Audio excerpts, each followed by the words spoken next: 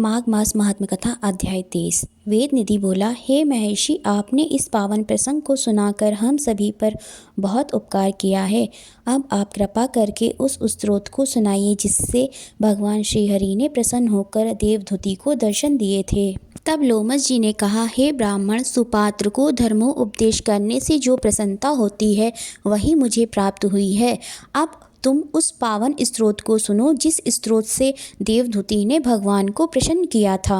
वह सर्वप्रथम भक्तराज गरुण को प्राप्त हुआ था। गरुण जी से मुझे मिला वह है, हे विश्व स्वरूप चक्रधारी भक्ति प्रिय दयावतार कृष्ण वासुदेव, आपको नमस्कार है।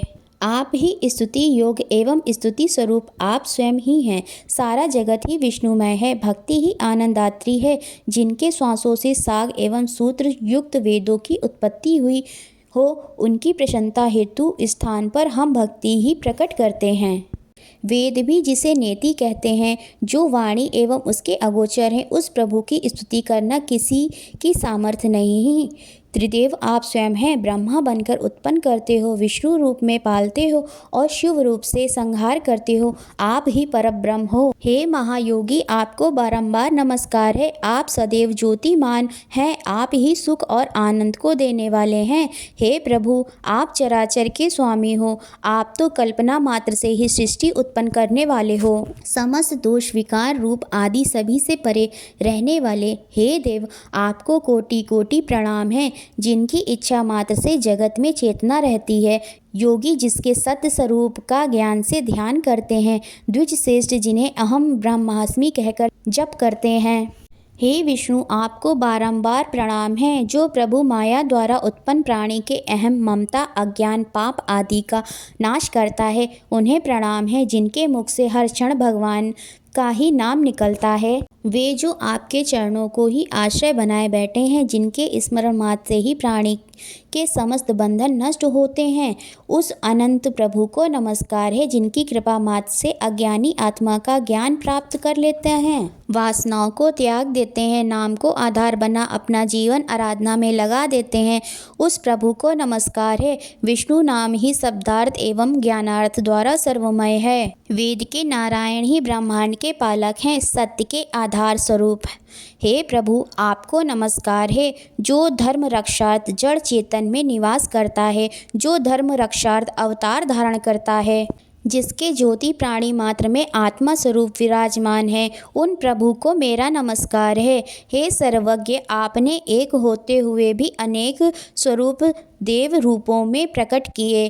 कण कण में व्याप्त होते हुए भी प्राणी को माया में भरमा रखा है। स्पष्ट रहने वाले प्रभु को मेरा नमस्कार है। आपने ही जगत की रचना की है। माया में पड़ा प्राणी आपके स्वरूप को नहीं पहचान सकता।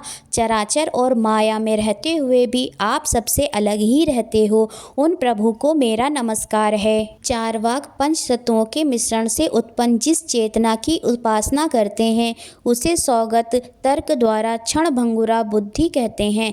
जैन परिमाण स्वरूप मानते हैं। सांख्य प्रकृति से अलग पुरुष है। उपनिषद समस्त आधार रहित मानती है। हे दिव्य पुरुष, आपको प्रणाम है। समस्त चराचर के स्वामी मैं आपकी शरण हूँ।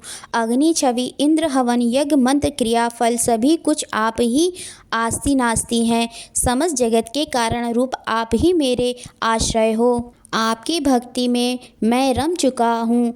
आपकी शरण में आया महानतम पापी भी पाप मुक्त हो जाता है। प्राणी की उस समय तक मुक्ति नहीं होती है जब तक आपकी शरण में नहीं आता। आपका स्पर्श असंभव है। संग और मोह से रहित मुनिजन ही आपको पाते हैं। ऐसे दयालु भगवान आपको नमस्कार है। प्रभु कृपा से प्राप्त सुख सौभाग्य ऐश्वर्य मोक्ष एवं लक्ष्मी प्राप्त होती है। इन सभी के स्वामी प्रभु को नमस्कार है। जन्मादि भावों से रहित काम क्रोध लोभ मोह अहंकार द्वेष से दूर रहने वाले हरि को नमस्कार है। जो भगवान अज्ञान अविद्या पाप का नाश करने में समर्थ हैं, उस प्रभु को नमस्कार है। चराचर में में व्याप्त सत्य रूप मुझ पर प्रसन्न होकर मुझे दर्शन दें। हे विप्र, इस स्तोत्र के पाठ द्वारा ही देवदूति ने भगवान को प्रसन्न कर दर्शन प्राप्त किए थे। वह इसी स्तोत्र का पाठ करता रहा। इस स्तोत्र के श्रवण अथवा कीर्तन से प्राणी को अश्वमेध यज्ञ के फल की प्राप्ति होती है। ब्राह्मण को आत्मविद्या की प्राप्ति होती है। प्राणी की समस्त इंद्रियां स्वस्थ होती हैं और समस्त पाप नाश होते हैं। प्राणी को वैकुंठ की प्राप्ति होती है। नित्य पाठ करने से पुत्र पौत्र पौत्रधन आदि की वृद्धि होती है। धर्म अर्थ काम मोक्ष में से इच्छित कामना प्राप्त होती है। इसे श्रवण करने से बुद्धि निर्मल होती है। पापों का नाश होता है। दुष्ट ग्रहों की शांति होती है। समस्त व्यापी स्वतः नष्ट होती हैं। द्विजातियों को इसका पाठ अवश्य करना चाहिए। ग्रह नक्षत्र राजा एवं चोरों के भय से मुक्त होने के लिए इसका पाठ अवश्य करें। इसके पाठ से भूत प्रेत आदि का भय नष्ट होता है। वह निर्विकार रहित होता है। प्राणी की सारी चिंताएं दूर होती हैं। इसे पवित्र योग का सार स्तोत्र कहते हैं। प्रतिदिन इसका पाठ करने से प्राणी दोनों लोकों में सुख पाता है। वह अंत समय वैकुंठ को जाता है। यही पापनाशक स्तोत्र है। ओम नमो नारायणा। ओम नमो भगवते वासुदेवाय।